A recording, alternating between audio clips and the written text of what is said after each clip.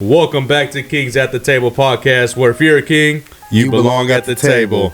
And Isaiah, welcome back, man. We finally here. We talking about basketball now. Yes, sir. How you been, man? I've been good. Everything's good. Football season's over. I know your Colts didn't do all that. They did okay. Yeah, we did all right. Better than expected from a lot of people. So I'm happy with the season. But now it's basketball season. So let's get into that, man. Yeah, hell yeah. So I mean, obviously this All-Star game just ended, and Isaiah, what you think about it? I mean, I guess just like everybody else, you can see the slow decline in kind of what's going on with the NBA All-Star game, kind of like the Pro Bowl. So I think some changes need to be made. What do you think? Yeah, I think it's very, I don't know, it's not that entertaining anymore. I get that the stars are there, and it's great to see all the guys together on that same court, but at the same time, I'm trying to see basketball. Like, it's not just it's kind of like a globetrotter effect. Yeah. I mean, I think a couple of certain changes I would make would probably be like, I guess if you're nominated as an all-star, you have to participate in one of the other events besides the all-star game. Or we could just scrap the all-star game altogether, and that would be their way of being an all-star. They can add events like horse or knockout or whatever, and in order to be an all-star, you have to participate in one of those events. And how do you get the nominee to be participated, though? Like, is it still like kind of the all-star whole? Yeah, the votes and everything still come in, and those people that are voted, you basically get to choose what event you want to sign up for. And then they hold it like basically like an Olympics, East versus West, and whoever wins the games, the most games, tally up the points for however much game counts at the end, and then winner wins. Yeah, that's pretty decent, honestly. It could kind of be like a medal type of ranking, right, in a way. I was thinking more of the route. It's kind of like MLB on the All-Star game.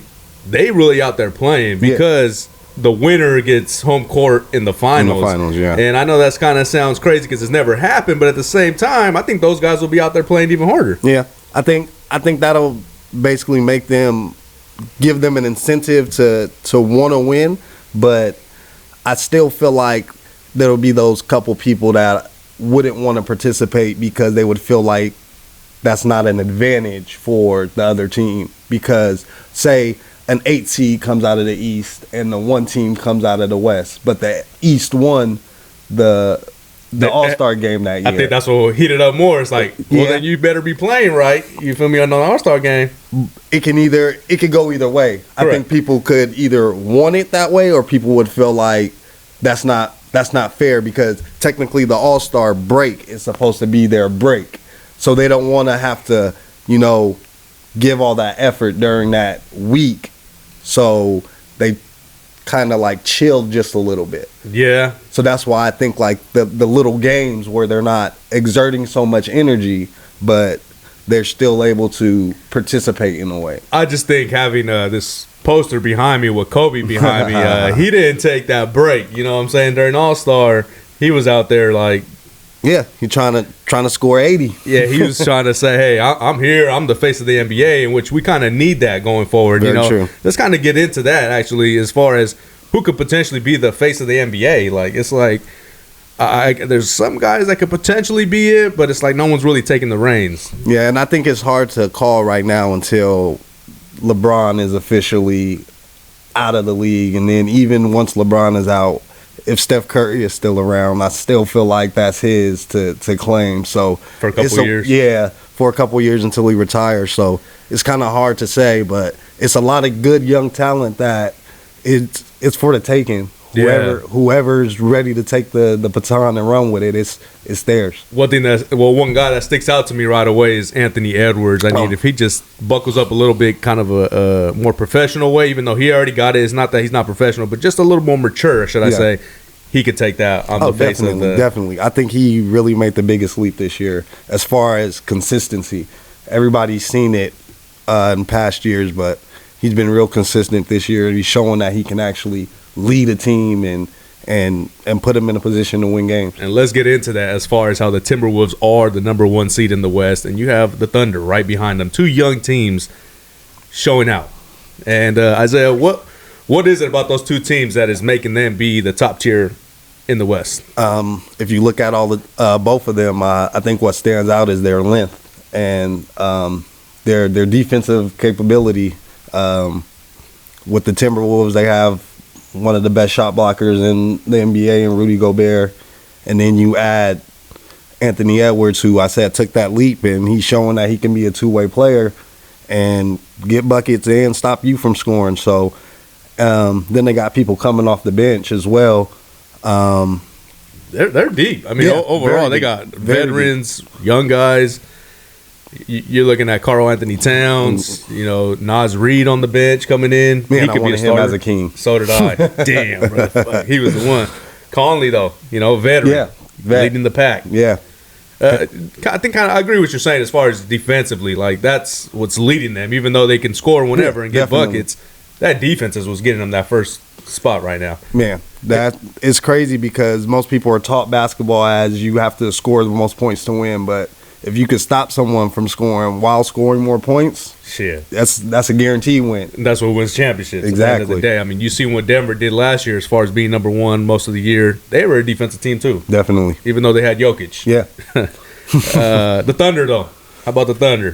Thunder, like I said, a long team. They're not as good defensively as the Timberwolves, but they score the ball like very, very well. Shai Gilgeous-Alexander, I don't know if he's going to be MVP, but I feel like he's definitely going to win Offensive Player of the Year this year. I hate watching him play the Kings because he make it look so easy. Yeah. Every time he plays this, oh my God. Is it more that we are expecting Fox to match him at times? I mean, not necessarily match him, but I mean, you gotta. That's who you're being compared to when it comes to the Shea conversation and the Ja conversation. Those are the games where Fox, he has to step up and he has to show that like he's in the same tier as those guys. And even now, Anthony Edwards, that's one of those games where Tyrese. I feel like that's more of just a hype. Yeah, in a way. Yeah, they trying to hype it up a little bit more than it has to be when it comes to that. He's good though, man. Yeah, definitely. I'm not saying he's not good, but I just feel like with Tyrese Halliburton, I feel like that Cinderella story is gonna eventually like end, and he's gonna have to prove that he not only can he pass the ball and score, but can you lead a team? Can you win games? It's hard. It's like they're basically doing what the Kings did last year with having the best offense and scoring a lot of points and proving that they're a good offense in the NBA, but you got to prove you can win games too. But Lanny Siakam, I mean, I know we're kind of going towards the Pacers, but Lanny Siakam is huge for the Pacers also, and you're getting a veteran and just the whole hype of how we're saying, and that city's going to get behind him. And one thing about Indiana is they actually attract free agents, which is surprisingly for a small market. Like they're the kind of what you want to aim for a small market. Yeah, I feel like it's because it's the history. It's a basketball town. Everybody, it's the Hoosier State. History for sure. Yeah, it's definitely the history. Yeah. But let's get back to the Thunder. How far can you see them like actually going though? Because you know what, I kind of see them as the Kings last year. They're catching everybody off guard. Hell of a team though. But me personally, I feel like when it comes to the playoffs, I think they're gonna have like kind of the Kings' first round exit. I agree, and it's kind of messed up to say because when I was hearing that last year as a Kings fan, I was like, hold on, like why do these people keep hating on the Kings? We're taking it as hating, but at the same time, it's like you just need that 1 year of experience as that young core. Yeah, I agree. I definitely agree. They're definitely gonna shock a lot of people finishing out the year strong, but I wouldn't mind as a Kings fan matching up with them in the playoffs because I feel like we can beat them in a 7-game series. Yeah, I agree. That's a matchup I want, actually. Yeah, that sounds good. Yeah, so let's go into the East Coast real quick. As far as the New York Knicks, they're shocking a lot of people. Well, not really shocking, but showing out again. Yeah, definitely. And what do you think about them? Do you think they can go on a deeper run in the Eastern Conference? Because, I mean, there's some tough teams in the East. Yeah, that's what I was thinking. It's very tough teams in the East. I know everybody's hoping the Bucks turn it around because they gave up a lot and they're doing a lot right now. So that's one team everybody needs to watch. But the Cavs, they're playing really good right now, and I think last year was their year to figure it out, when they were figuring it out. Who's this? The Cavs. Cavs, okay. So I think this year they're gonna take a step further. They're gonna take it a step further, and I think they're gonna shock a lot of people in the East. The Cavs or Knicks? The Cavs. I like the Cavs also. Yeah. But the Knicks, I mean, as far as the matchups, I mean, the East Coast is looking as strong as the West, honestly. Yeah, definitely. With Milwaukee sitting at 3, they would match up with. Right now, if it, obviously it's going to change. It's going to change. They would match up with the Pacers. With the Pacers, yeah, and I don't think that's a very good matchup for them. So that's what I'm saying. And then the Knicks would be with the Philadelphia. Sixers as of now. How many games is separating them and stuff? Just like one on all of them, actually. Yeah, so it's a little early to call because it all depends on matchups. But I think if they get the correct matchup, just like I'm saying with the Kings, like if they get a good matchup, they can definitely shock some people. And because, I mean, their roster, what do you think about how their team is getting built now? And they still got 8 first-round picks. It's like the Knicks are building the right way right now. And I'm like, holy crap. If they land a big free agent, the Knicks are right there contending. Why not win it all at that point? They're definitely poised to land one of the next free agents in the next 2 years, one of the big names. I just saw a rumor today, sorry to cut you off, but the fact that Durant said that he wanted to go to New York the whole time. Yeah. And they're saying, okay, if they don't win it this year, why not trade him with all those first rounds that Knicks have? I mean, yeah, that's definitely possible. I mean, I can see it happening.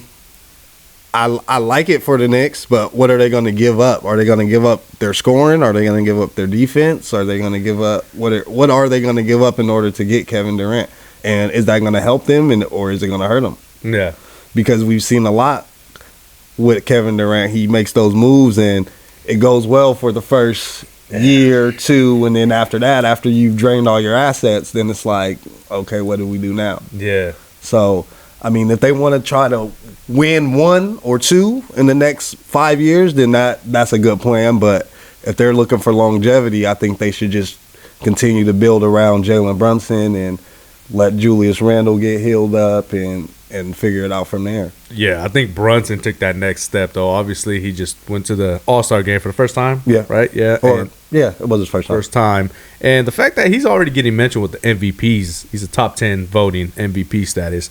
He learned a lot from Luka, and obviously he goes back to the college. He went to Villanova. That's a great college. But right now, can he be that guy to lead them, though? Like New York to the finals? Not this season, but with that team, I think they're more of a 1A, 1B type of team because I don't think him nor Julius Randle can be just a 1. I think they need a 1B in order to be successful.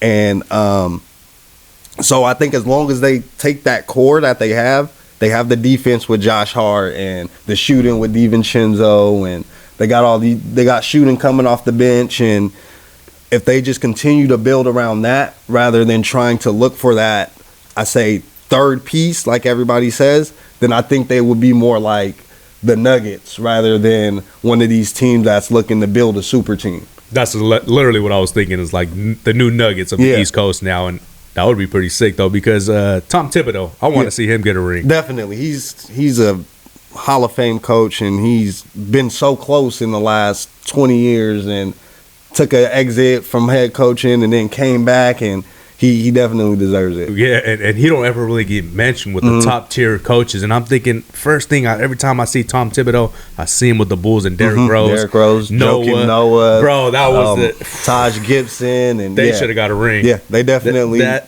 was a team that should have got one. And why does that team never They don't ever bring that Bulls team up. And it's like, man, the way they balled out against the Boston Celtics, D Rose was. Man, that's a little getting a lot sidetracked, but Tom Thibodeau. Yeah, he deserves one. Definitely deserves one. Now, for LeBron James, let's get into LeBron real quick, because now they're saying that he might not play for another 2 or 3 years, and they're thinking, maybe 2 years is what they're saying now. You think it's almost time to... I mean, obviously, it's leaning that way, but... I mean, looking at him with the Lakers right now, he is doing a lot. He's doing more than I think he expected that he would have to do with having AD on his team. So, I think it is taking a couple more years off of what everybody expected him to last. So, I I know we are looking at the end days at least. I don't know if it's 1 or 2 years, but I know we don't got another decade of LeBron left. No, yeah, definitely. But as far as just giving him another chance to win a ring. To win? Oh, I mean, if he has to continue to lead a team, he's not going to win another one. I feel like if he has to be the guy on a team, it's not going to work anymore. His body's just not set up for that. I completely agree, but the Lakers, though, like, that team needs him to be that guy, and it's like, should the Lakers move on? You know, I think they both see what's going on. I see LeBron feels the same, and the Lakers feel the same. It's just I don't know if they can just mutually, you feel me, mutually, and then make it seem like don't get the fans mad. Like, hey, we're both okay with this move. Yeah, I mean, that's what happens when you go to those big market teams. You take that risk of upsetting a lot of people, not only the fans in that market, but media and business and everything else. Like, you got to be willing to take that risk. Yeah, you signing up for it. Yeah. You already know. You feel me? That does make sense. Again, real quick, since we're on the top tier guys, Jason Tatum. He's playing like an MVP, top 5 MVP status. He got the Celtics as the number 1 seed. They're looking like the favorites to win it all right now. Is it pretty much this is Tatum's time right now, or? I feel like we were talking about guys who could be the face of the league earlier, and I feel like that's one guy who, if he plays his cards right and he wins the right way and he continues to grow his game, that's going to be a surprise person who can shock a lot of people and end up winning 2 or 3 championships, and people look up and it's like, oh man, the Boston Celtics are damn near a dynasty right now. And so I feel like if he can elevate his game right now after All-Star break and show that he deserves MVP this year, then I think he gonna take that next step once the playoffs come in and really show people like, yeah, it's my time. Yeah, and you just mentioning dynasty in Boston, I could already see it, honestly, and I'm just looking at it like that team is stacked. Like, it's definitely built this year to win it all. Like, yeah, definitely. Good luck beating the Celtics this year. You know, as much as you can pick a team to contend against them and match up, I mean, as a betting person, would for sure say Celtics are winning it all day. You know what I'm saying? It's like you're looking at Brown and Tatum. Those are 2 complete top tier.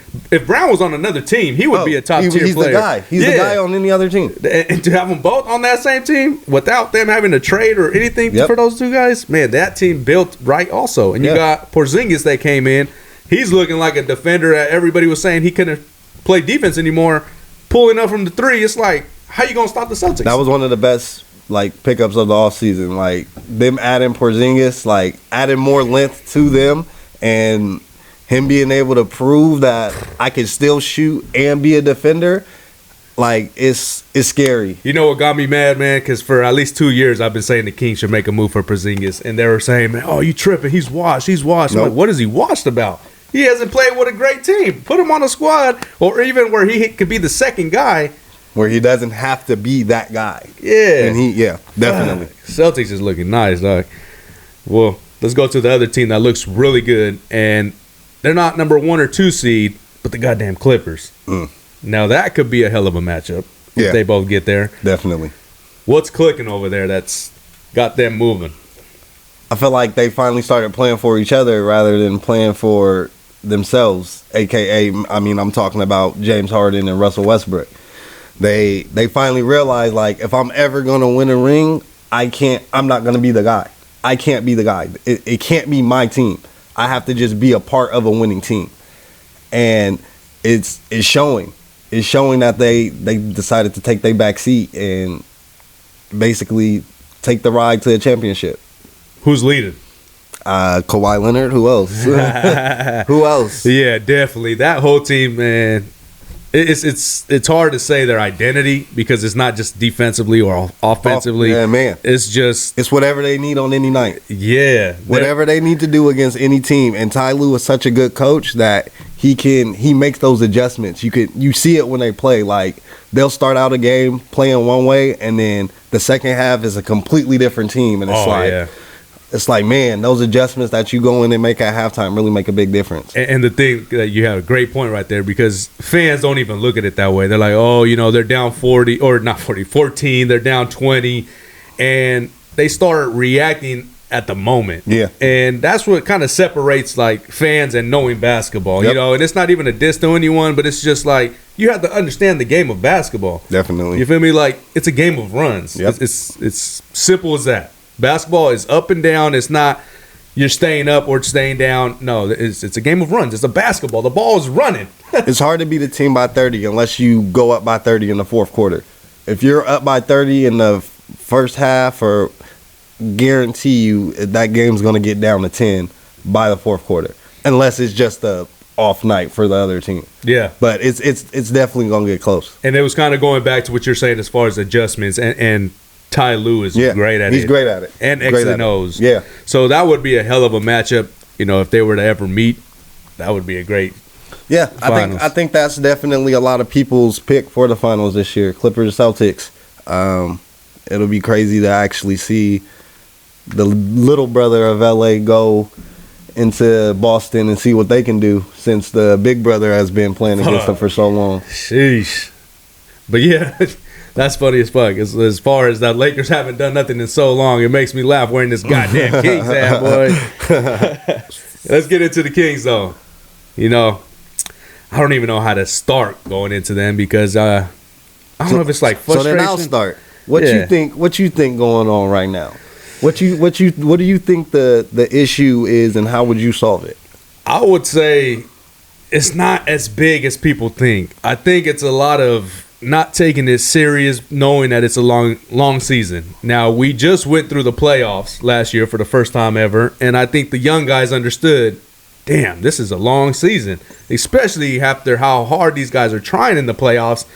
They were doing that all season last year. Yep. So they're like, let me save my legs. Let me get into the goddamn playoffs. Y'all trying to count me out. We're only 2 games back from where we were last year at this point, Yep. and we haven't even showed a grade A game. We're just out there chilling, balling. Kings is raw, bro. I think we're really good. We just don't have that defense yet. Yep. You feel me? And that's going to come with coaching. And I think Mike Brown is a big part of the rotating part right now in the games is he's putting the young guys in for a longer time than he did last year, and that's going back to saving their legs. Yep.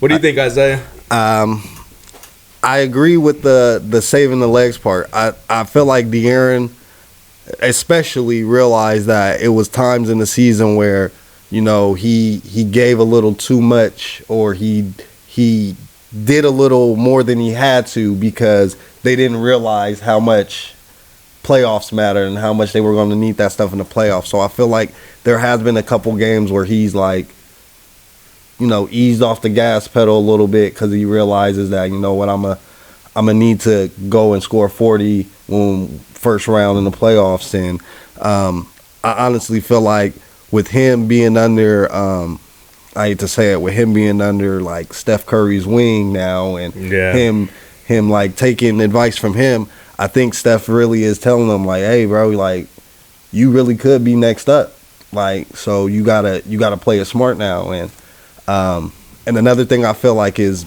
messing with us is we got to figure out our rotation. After the first 7, that 8th and 9th guy changes every game. Yeah. So I feel like we gotta, if we're gonna go 9 deep, we gotta have a solid 9 that we roll with every game. And Mike has to finally trust whoever it is that he's throwing out there, rather than experimenting with the young guys and seeing what he's gonna get out of them. But like you said, we're all right. I feel like given the matchup, given who we see, how we perform in this back end of the season, we should be all right. And I think one thing I'm banking on is how last season we turned it up after the All-Star game even more. And since we're so fresh, I feel like still that if we just turn it up a little more, we still would have enough to get to make a run in the playoffs. Now, one thing is some people keep saying that Monk should be a starter. How do you feel about that? Should he stay on the bench, or should Mike throw him in as a starter? It's hard to say, because you don't know what he can give as a starter, because he's never really done that in the Kings jersey. So I think, I don't want to say he should try it, but it's definitely something that should be talked about, because I feel like if we did move Kevin to the second unit, I feel like that'll get him clicking, because then he's not having to play so much defense because he stepped his defense up this year. As much as he's been missing shots and For sure. not like scoring as much, but he's playing his ass off on defense and he's rebounding the ball a lot better this year. So I feel like that'll take a little bit of that off of him and he'll be able to focus more on, helping give scoring because then he'll be able. De'Aaron is usually the first one out. He'll be able to get that time with Sabonis where it's a lot of dribble handoffs, a lot of, pick and pop, a lot of, ball movement because when he comes back in, he's in with De'Aaron and Malik Monk usually, and he doesn't see the ball as much. Yeah. So it's just hard for him to get a rhythm. And I feel like that'll give him more of a rhythm. Yeah, I mean, putting him on the bench, putting Kevin on the bench. Yeah. Yeah, because, I mean, we saw what just happened with the Warriors and Clay, which was mind-blowing to me, but that was kind of a message saying, hey, step it up. And that could definitely be a message for Kevin Huerter. How I see Monk, I think he's better off the bench for me, though. Like, just as far as he can still end the game with us. Like, once it comes down to the clutch points or fourth quarter, he would be okay. But on the bench, as far as a six-man, how Ginobili was, he's playing that role perfectly right now. So I get how fans kind of might want him, and they might look good because putting Monk with Fox on the starting lineup. On the starting lineup, Sabonis, though, getting played and not becoming an all-star and still putting up double-doubles, leads in double-doubles, triple-doubles, in-and-out doubles, whatever you want to call it. What you think about Sabonis this season? I seen you post a clip of KG and Paul Pierce the other day, and Paul Pierce was saying what he said, and it's business. You're not going to walk in and buy a Kings All-Star jersey. You're going to walk in and buy a Lakers All-Star jersey. It doesn't matter who's on that jersey. For sure. You're just going to buy the Lakers jersey. I'm not even going to say because it's AD or whatever, because Sabonis owns AD. So it wouldn't matter about anything about that. It's just Lakers and Kings. It's the bigger market versus the smaller market. Who's gonna sell you? Who's gonna make you more money? So I feel like that played the biggest role in it out of anything. As far as making the All-Star, yeah. But as Sabonis as a player, and that definitely deserves it. Right, he deserves it. Who do you? I mean, just put him up there with the centers. Like who do you see him with? He's the third best center in the NBA after Jokic and Embiid. Then it's Sabonis. I agree, and that's top tier, right? That's, There's no other center doing what he's doing. There's people out there that believe Sabonis is overrated. No, I mean they don't watch Kings basketball. There's people out there that watch Kings basketball, Isaiah, and they believe Sabonis should get traded. They don't watch Kings basketball. They might look at the TV while it's on, but they don't watch Kings basketball. Man, I can't. I'm agreeing with you 100%, and I just don't understand the I get he doesn't play defense as great, but he holds his own. Oh yeah, definitely. He could do it a little better without fouling sometimes, but he's an undersized center. Yeah. But I'll take 5 fouls a game if you giving me a triple double. Triple double. You feel me? It's like he's literally doing what Jokic has been doing for the past couple years. Yeah. Literally. Like he's not shooting them threes like Jokic does, but other than that, he's doing everything the same. Oh, he's starting to though. He'll take one, and if he make it, he definitely taking another one. Fuck yeah! And if he gets that down, then we got ourselves a little Jokic. Yep. You feel me? And it's like I can't understand the whole process of like, oh yeah, man, it's not Sabonis ain't that good. I'm like, dog, are you shitting me right now? We have not had a guy like this ever. You could maybe say Divock, but he ain't as mobile as Sabonis. No, not as even far close. As you know not what I'm even saying? close, but. He's the closest. Like, man, I would compare him more to Weber. Yeah. But other than that, like, nah, not even close. Now, is it kind of, obviously we talked about it last year, is who's the best player on the team? Like, that always comes to my mind because it's close. I feel like De'Aaron is the best. We just need Sabonis more. Okay. More valuable. Yeah. Sabonis is more valuable to the team, but De'Aaron is the team. We're going to go as far as De'Aaron takes us. That makes sense. De'Aaron's the head of the snake. But Sabonis is definitely like the heart of the team. Kind of like Draymond? Yeah. He's like our Draymond. Now, he does not as crazy as Draymond, but he's our Draymond. Without him, everything is out of sorts. We can still win games, but it's not going to look as good. If we were to lose De'Aaron, we won't win any games. I feel like the team it just crumbles. I feel like when De'Aaron isn't, like, look, we lost to Houston. Not even lost to, we got blown out by Houston twice when De'Aaron was out on the lineup. And it just looked so bad that the next game De'Aaron was like, okay, I'm playing. But, okay, yeah, I agree 100%. You know, Fox, he just needs to take that next, what he did last year in the playoffs. He just needs to show up this next second half season because we definitely need him. Yeah, definitely. You know? And I don't know. Isaiah, what else? You got any other questions we got for this? No. Did they have any questions for us? Oh, some guy said, do you see the Kings being a top 6 team? Let's look at the standings real quick. So you got Timberwolves, Thunder, Clippers, Nuggets, Suns, and New Orleans and Dallas ahead of the Kings. So the Kings are 8. Yeah, but it's all like 1-2 games. Yeah, you got Phoenix is 33 wins with 22 losses at the 5th seed. So that's what, 2 games behind them? Yeah. I think we could do it. I think if we turn it on the same way we did last year after the All-Star break, we should be straight. We could finish as high as 5. Who do you see you jumping over though? Because you got Dallas, the Pelicans, Suns. I can see us jumping over the Pelicans and the Suns. So you got Dallas going up to maybe 5 or so? Or falling down? I think Dallas will probably stay at that 7-6 range. Like, they'll probably stay around there. Phoenix, I don't know, because we play them one more time end of the year. I think we're going to get our get back. Yeah, we got to. And the Pelicans, too. The Pelicans got them 3 times. We got to beat the Pelicans the next time we play them, That's bro. our kryptonite, man. Yeah, I don't know why every time we play them, they just wax our ass, Physical teams, man. They just back down. Oh, I had a question. Play-in tournament. Or play-in, it's not tournament. What's for the playoffs? It's the play-in, right? Yeah. Okay, so 7 through 10. Somebody said, I mean, look how tough these teams are. You got the Warriors, Lakers, Kings, and Dallas right now. If let's just say those 4 teams were in the play-in, who's getting knocked out? And it's tough because the Warriors are starting to get it together. Yeah. I believe so. With Kuminga, they definitely are. And then the Lakers are also. And it's like, fuck. Kings, Dallas. I feel like we could beat the Mavericks. We would beat them in that 7-8 matchup. But that Laker Golden State game is just tough. It's tough. It's very tough. Right? So I was thinking like, God damn, this play-in tournament this year is going to be. But that's why we got to get the hell up out of it to where we don't got to worry about any of that. No, for sure.